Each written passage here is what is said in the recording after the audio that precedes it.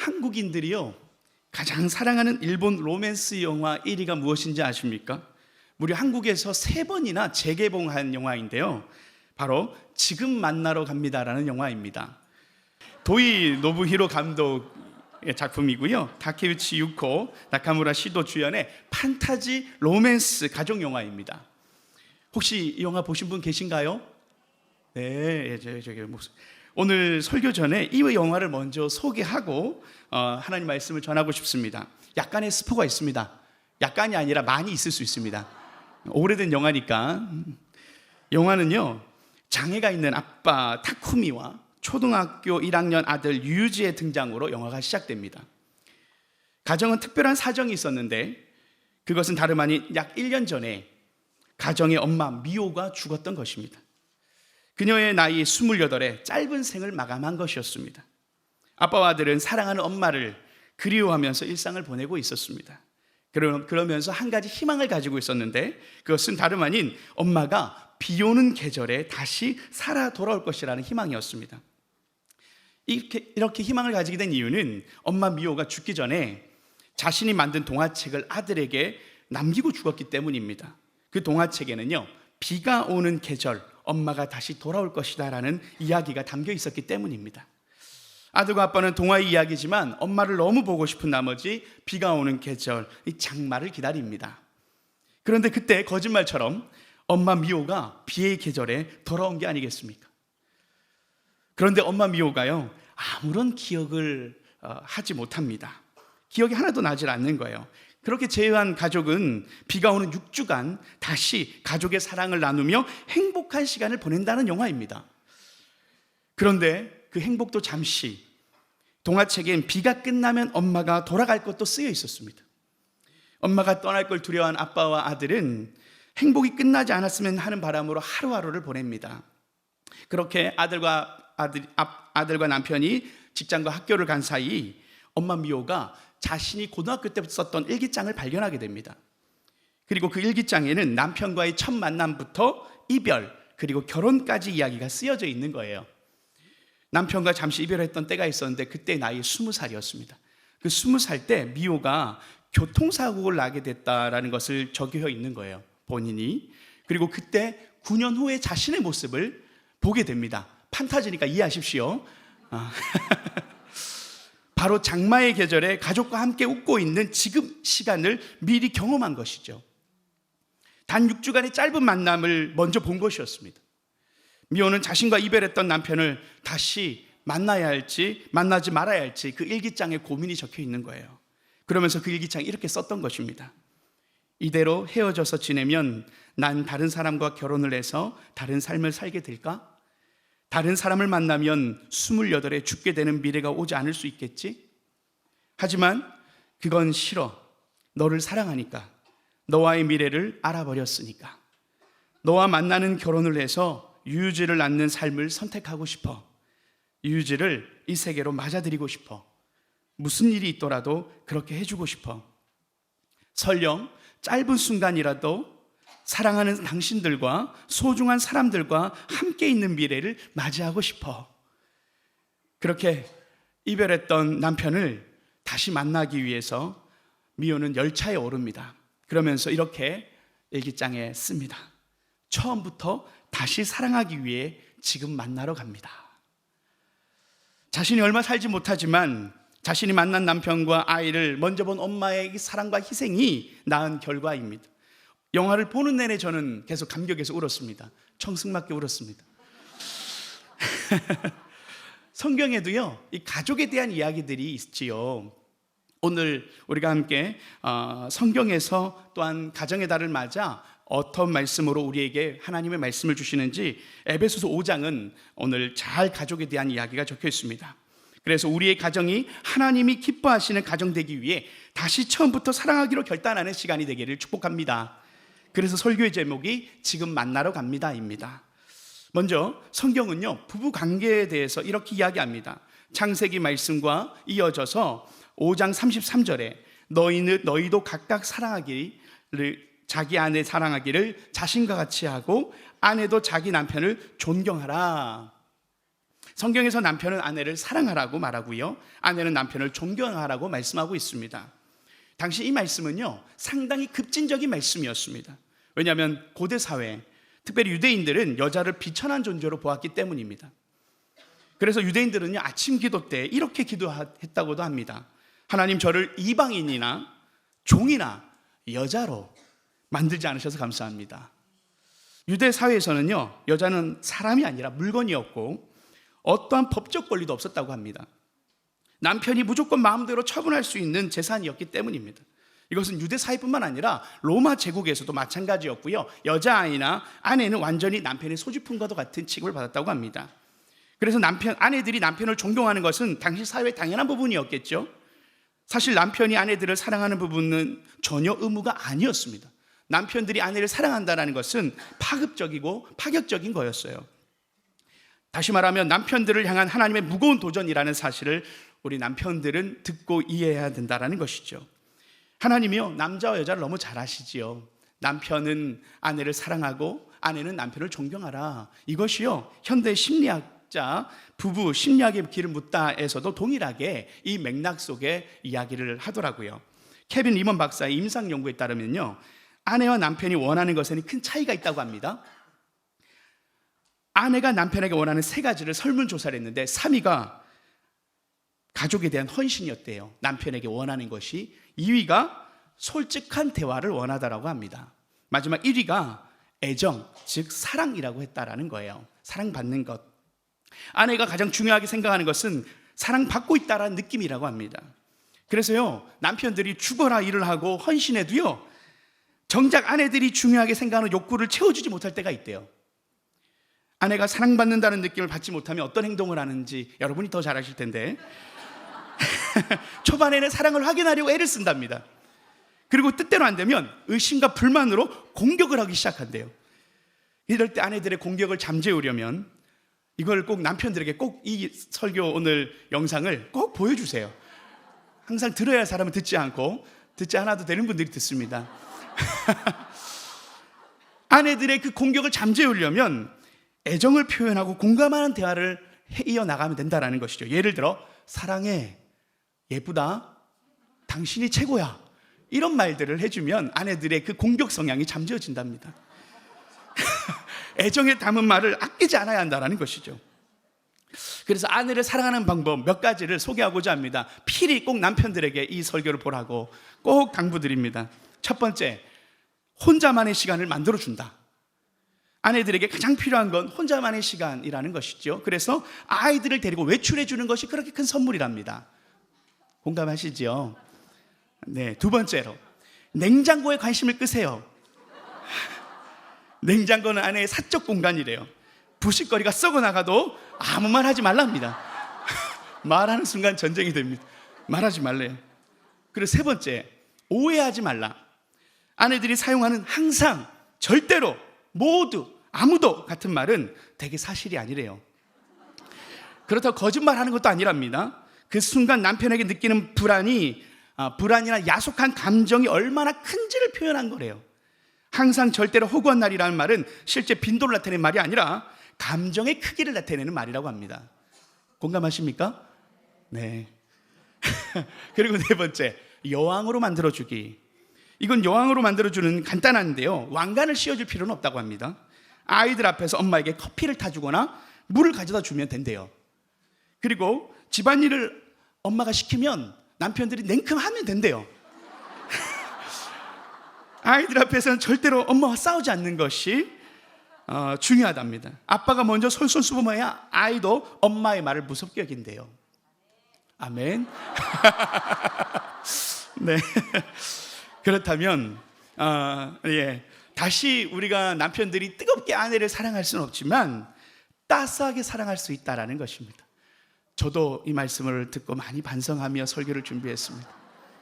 제가 우리 아내에게 이 원고를 보여주면서 얼마나 제가 자진납세하는 느낌이었겠습니까? 네. 자, 그렇다면 반대로 남편들이 아내에게 가장 원하는 것은 첫 번째, 바로 아내의 인정, 존경이라고 합니다. 이것이 동일하게 부부 심리학에 묻다라는 그 책에서 동일하게 이야기하는 첫 번째인데요.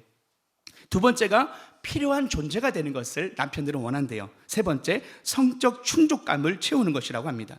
아내는 남편들과 다르게 인정받는 느낌을 주는 것이 가장 중요하다는 것을 기억해야 한다는 것입니다.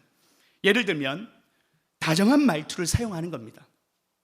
짜증 부리거나 막 퉁명스러운 말이 아니라 다정한 말을 하는 것이 남편을 존경하는 거래요. 네, 저희 아내 듣고 있죠? 네. 네. 그리고 똥꼬집을 부려도 두 말 않고 따라주기. 어렵죠? 그러나 그것이 존경하는 가장 큰 표 중에 하나라고 합니다. 그리고 무언가를 부탁할 때는요, 잘 들으세요. 딱 한 번만 말하래요. 딱 한 번만 말하기랍니다. 3번, 4번 말하지 말라는 거예요. 딱 한 번. 남편들은요, 가족들 앞에서 제대로 설 자리를 마련해 주기를 원한대요.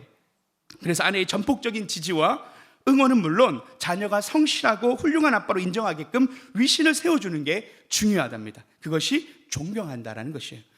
통계에서도 알 수 있듯이 남편들은 존경을 받고 싶어하고 아내들은 사랑을 받고 싶어한다는 것을 알 수 있습니다. 하나님의 말씀처럼 남편은 아내를 사랑하고 아내는 남편을 존경하는 것, 남편은 아내를 사랑하고 아내는 남편을 존경하는 것이 성경적이면서도 아주 현실적인 말씀이라는 것입니다.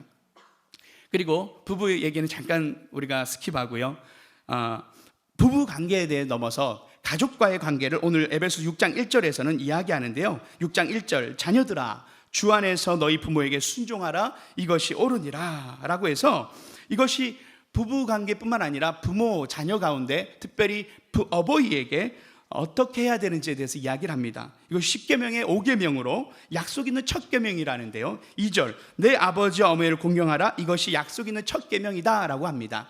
사실 10계명의 약속 있는 계명은 2계명도 있습니다. 그런데 5계명의 약속 있는 첫 계명이라 표현하는 것을 학자들은 큰 의미에서, 중요한 의미에서 또 다양한 각도로 해석할 수 있는데 중요한 건 약속이 있다라는 것이겠죠. 그 약속은 3절, 이로써 내가 잘되고 땅에서 장수하리라는 것입니다. 하나님은 부모에게 공경할 때 네가 잘되고 땅에서 장수하는 축복을 얻게 될 것이라고 말씀합니다.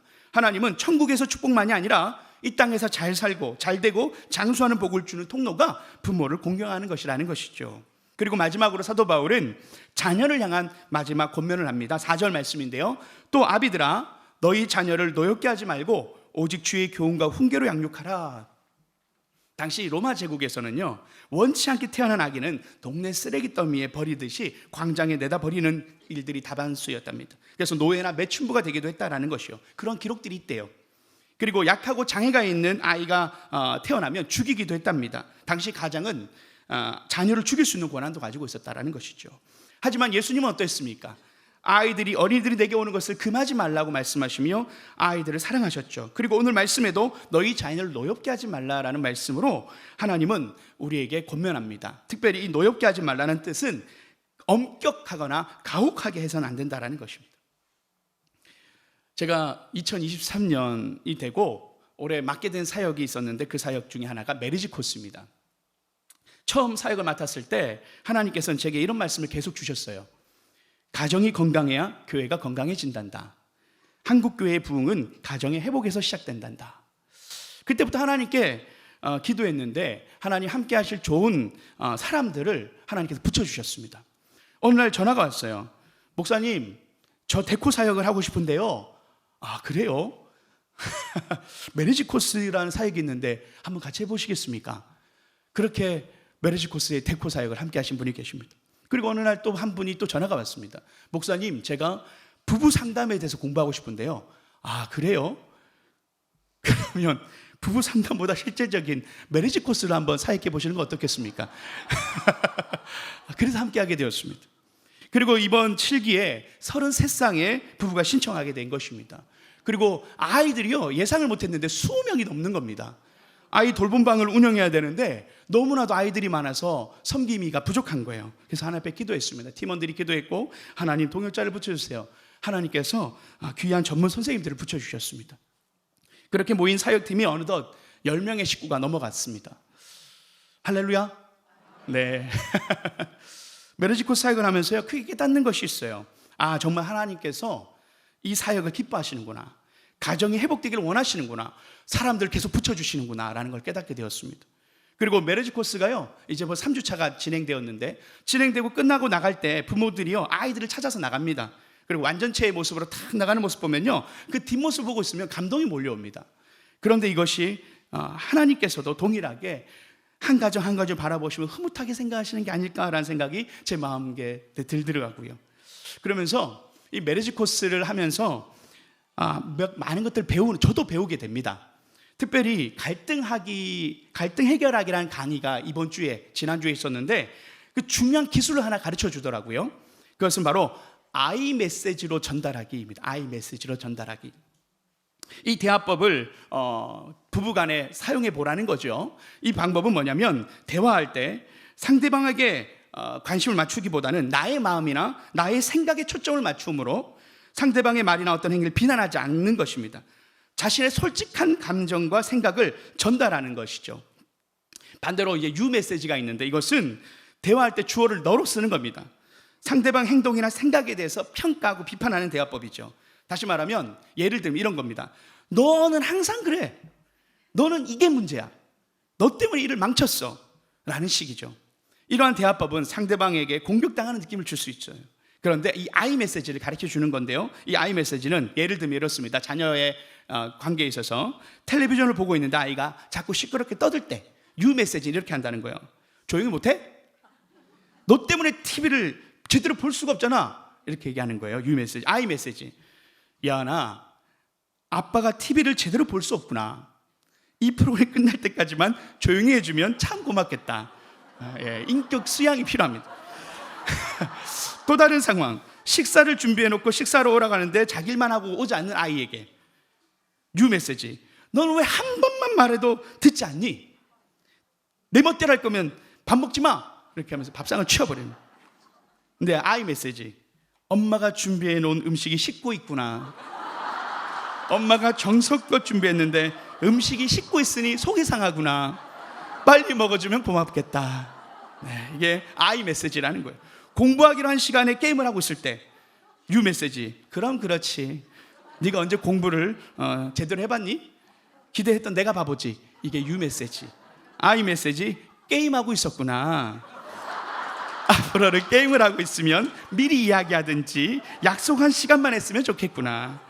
방이 어질러져 있을 때 이거 누가 이렇게 어질렀어? 이렇게 하면 안 되지. I 메시지. 엄마는 우리 예쁜 딸 방이 깨끗하면 엄마 기분이 너무너무 좋을 것 같아. 이렇게 I 메시지를 사용하신다면 더 자연스럽게 우리의 감정을 비판하지 않는 마음으로 전할 수 있다는 것입니다. 이것이 아이에게만 전환되는 게 아니고요, 부부관계 가운데도 이루어질 수 있는데, 남편이 늦게 돌아왔을 때 당신은 항상 늦어. 당신 항상 내 말을 무시해. 이게 아니고요, 여보 오늘 늦었네요. 무슨 일 있었어요? 일이 있으면 미리 연락 주면 고맙겠어요. 이렇게 나는 여로 시작하면 된다라고. 여러분, 어저께 저희 아내와 제가 연습을 좀 해봤어요. 아주 낯뜨거웠습니다. 아주 그냥 아이들한테 해봤는데 아주 이제 참을 인내가 막 올라왔어요. 한번 해보시면 좋겠습니다. 우리 아들이요, 제게 질문을 어느 날 하는 거예요. 아빠, 엄마가 좋아한다고 고백했어. 아빠가 엄마에게 좋아한다고 고백했어. 묻는 거예요. 그래서 제가 그게 왜 궁금한데? 그러니까 저희 아들이 그냥 궁금해서 이러는 거예요. 제가요 2009년 강릉에서 장교 근무를 마치는 해에 저희 아내를 만났습니다. 그때 제가 강릉 장로교회라는 곳에서 청년부에서 찬양 인도자였고 저희 아내가 반주자였습니다. 이 장교 근무를 마치면 저는 이제 신학의 길을 걷기로 결단하고 준비된 상태였습니다. 그런 저는 이제 서울에서 장거리 연애할 생각을 하면서 이게 어렵겠다라는 생각에 자연스럽게 이별에 대한 생각을 하게 된 때였습니다. 근데 그러던 어느 날 한 통의 전화를 받게 되는데, 다름 아닌 교회로 오던 저희 청년부 지체들의 차가 경포대 호수 도로에서 교통사고가 났다는 거예요. 급한 마음에 병원을 달려갔습니다. 거기 저희 아내가 있었거든요. 근데 병원에 누워있는 아내의 모습을 보자마자 제 마음에 한 가지 큰 확신이 생겼어요. 내가 많이 좋아하구나. 아내를 지켜줘야 되겠다라는 생각을 제 마음에 들었어요. 그래서 병원에 있는 아내를 중간에 제가 불렀습니다. 그리고 차를 몰아 정동진 바닷가로 향했어요. 언덕배기가 있는데 언덕배기 바다를 보며 아내에게 이렇게 고백했습니다. 내가 당신의 등대가 되어줄게.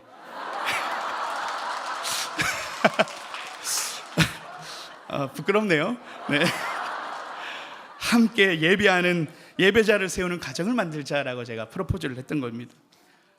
지금 돌아보니 벌써 15년 차가 되어서 중학생 딸과 초등학교 아들을 둔 가정이 되었습니다. 저는 교통사고를 하나님의 강권하심이라고 표현합니다. 저는 저를 잘 몰랐지만 하나님은 저를 잘 아셨고 제게 가장 좋은 아내, 좋은 가정을 주셨습니다. 할렐루야. 사랑하고 인내한다는 거 쉽지 않습니다. 노력이 필요합니다. 하지만 그만큼 주신 축복도 크지요. 위임 목사님께서 주일 이렇게 질문하시고 시작하셨는데, 다시 태어나도 지금의 배우자 살 것입니까? 지금의 가족과 함께 하실 것입니까? 하나님께서 여러분에게 다시 질문하신다면 여러분 무엇이라 대답하시겠습니까? 오늘 정답을 하나 알려드리겠습니다. 처음부터 다시 사랑하기 위해 지금 만나러 갑니다. 할렐루야. 여러분의 고백이, 저와 여러분의 고백이 이러한 고백이 되기를 축복합니다.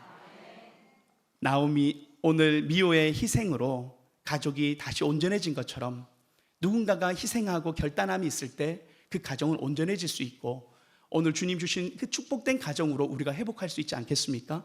우리가 먼저 사랑함으로 섬길 때 하나님이 우리에게 동일하게 우리를 위하여 이 땅에 오셨던 성육신하셨던 예수님처럼 먼저 사랑하고 먼저 용서하고 먼저 희생할 때 우리의 가정이 회복될 줄 믿습니다. 지금 만나러 갑니다. 우리가 오늘 그렇게 남편 맞이하러 갑시다. 할렐루야. 기도하겠습니다. 하나님 아버지 감사합니다. 가정의 달을 맞아 하나님 우리의 가정을 회복하고자 하신 하나님의 마음을 이 시간 듣습니다. 하나님, 주님께서 우리를 당신의 목숨을 아까워하지 않으시며 우리를 사랑하신 것처럼, 우리에게 모든 것을 내어주셨던 것처럼, 우리를 만나기 위하여 이 땅에 오신 것처럼 주여 우리도 먼저 사랑하고 먼저 찾아가고 먼저 희생하는 하나님, 엄마로 아빠로 아들로 자녀로 설 수 있도록 우리의 마음으로 우리의 마음을 사랑이 충만한 하나님의 마음으로 채워 주시옵소서. 우리의 가정을 주님 주시는 하나님이 기뻐하시는 가정으로 만들어 주시옵소서. 감사드리며 예수님의 이름으로 기도드리옵나이다. 아멘.